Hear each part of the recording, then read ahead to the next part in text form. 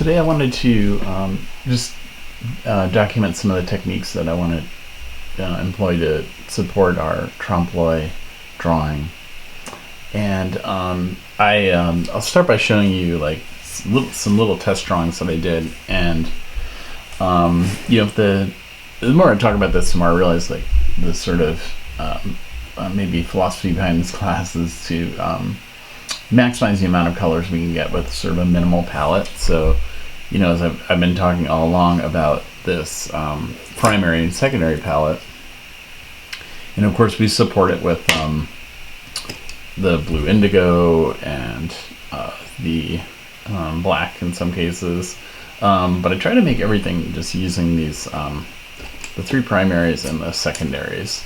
And so what I've been doing in this little study sheet here is after setting up my trompe l'oeil sort of setup, which you can see here, I started to think about how I was going to render the all the objects in this setting and the background in this setup using the pencils that I have. So it was sort of a case of just combining mainly primaries with secondaries. Always going from layering light first and then dark over it. So like my first, of course the logic behind that, the color, and from a color theory perspective, is that any of these combinations of the complements will create a neutral. So in my first example, it's yellow with violet over it, the complements. My second example, I'll kind of loop back to, but I started by doing our process red with green over it, and then lastly, I used orange with our true blue over it. And then I have some add-ons here because I was trying to looking at our still life. I was trying to think of ways that I could combine those colors in different ways, or like burnish other colors on top, and in some cases reverse that order of like light colors on top of dark colors, etc. So what I kind of if you can read my notes here, what I kind of arrived at, and I want to mainly concentrate for now on this detail of my setup. So it's a set of dog tags along with some other items that are basically like keepsakes from my father. So there's a metal dog tag, steel presumably, and then there's this brass punch number plate, and then there's another piece of steel, like machinery. The necklace itself, and then of course the background that's wood. So I want to talk about actually using these three colors to create all of those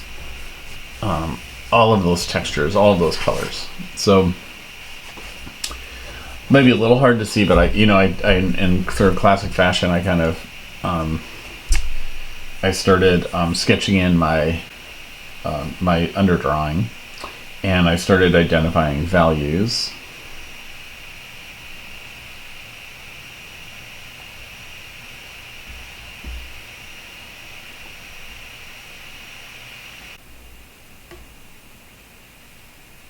Yeah, so I wanted to start with this metallic that we see on the dog tag. And if you look at my notes, you'll see that I basically decided that, and I even started to do a little study here. I decided the best way to go about this would be to start with magenta. So I'm actually going to use my magenta to create the shading and the underdrawing. The underdrawing as I typically do, but the shading as well. And so what I've done is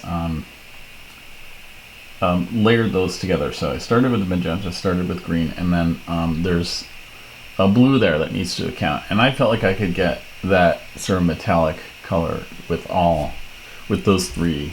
And so let's see what that looks like in practice. So you can see my little drawing here. I didn't get into too much detail in all the letters.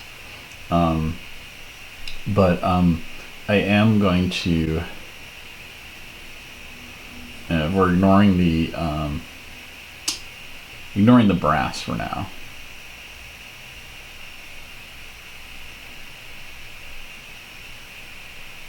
And I'm just starting by laying in a very light You can see the coloration is such that it's shinier around the letters. And then it's sort of that, almost like a hammered pewter kind of color.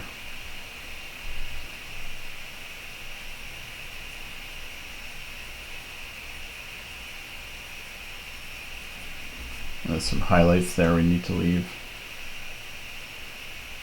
here and there.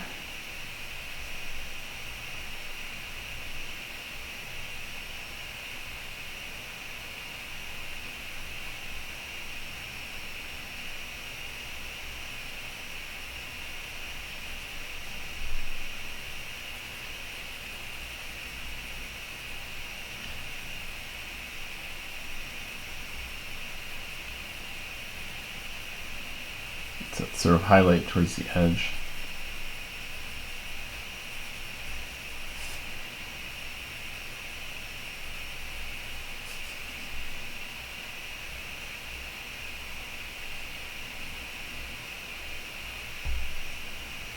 A little bit of dark at the edge, just a tiny bit.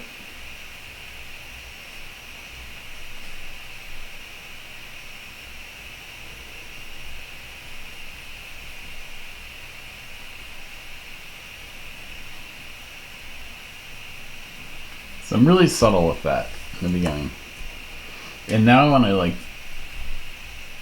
be really sensitive to how the green interacts with that violet. Because what I'm trying to create is I'm trying to create a subtle neutral between those two. So I'm very light with the green.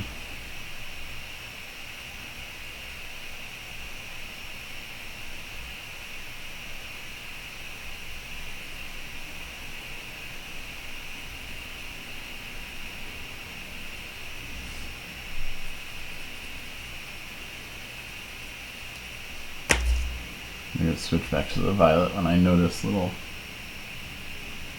aspects that I perhaps forgot on the first pass.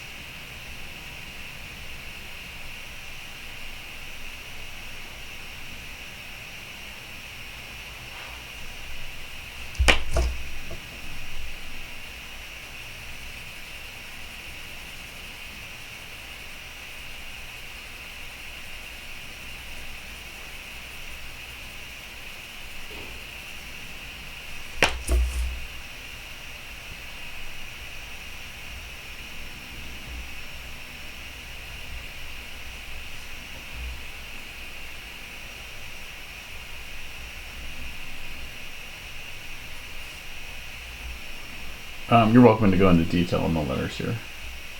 I just, I feel like it's a little too... I can still get the effect without really boring down into those individual letters. And after all, it's more about the texture and the materiality of the metal.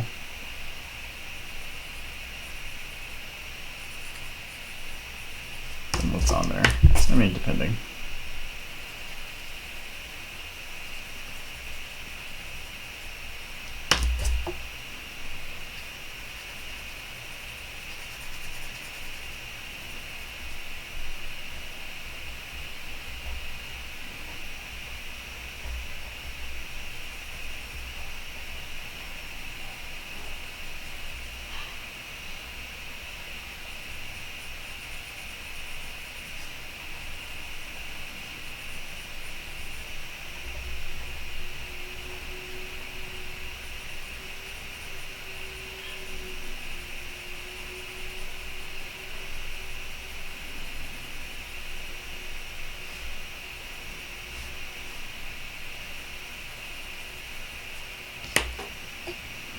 Now I felt like the real sort of the color that sort of really made this neutral happen for me was the blue.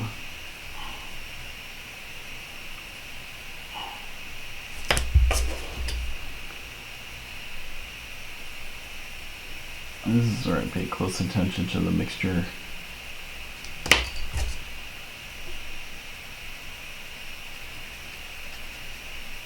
You can think about the properties of these colors too. Like, there is blue inside the green, so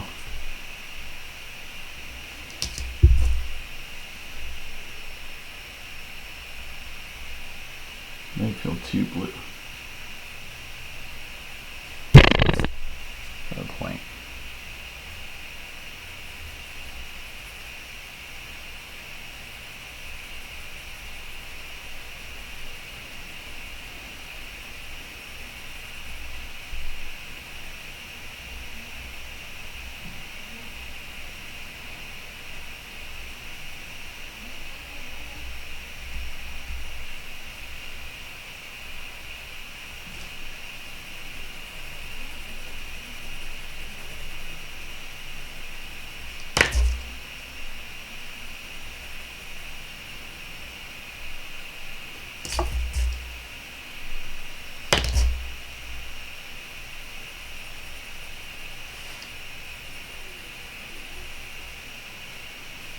Moving back and forth between the magenta and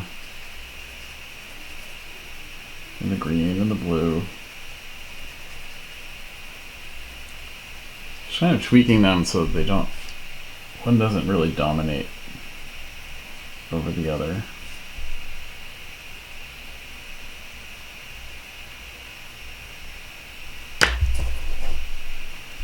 Getting a little out of order here because I may have rushed some of that part.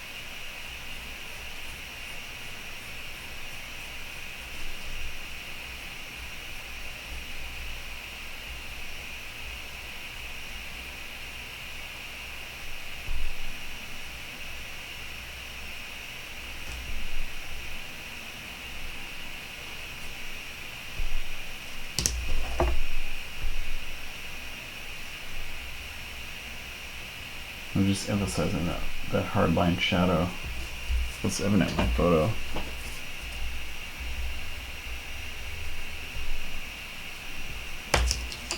And I may choose to, like, at the very end here, use my blue indigo. And who knows, I might even loop back with the